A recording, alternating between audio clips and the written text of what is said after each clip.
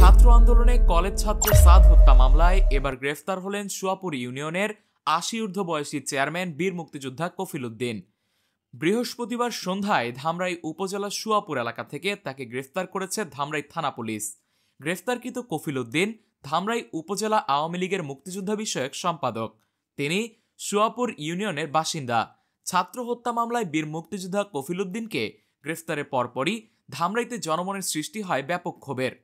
বীর মুক্তিযোদ্ধা কফিল উদ্দিনের ইউনিয়নবাসী জানায়, যে মানুষের বয়স ১০০ বছর ছুঁই ছুঁই, আন্দোলন চলাকালীন অবস্থায় যিনি বাড়িতেই ছিলেন, সে কিভাবে ছাত্র হত্যায় আসামি হলেন?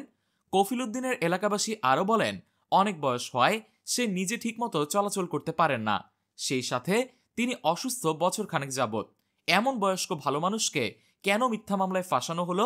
এই মিথ্যা মামলার তীব্র নিন্দা জানিয়ে বলেন, আইনের সুশাসন প্রতিষ্ঠা করার নমুনা যদি এমন হয়, তাহলে এই সরকারকে সাধারণ মানুষ স্বৈরাচার উপাধি দিতে বেশি সময় নেবে না।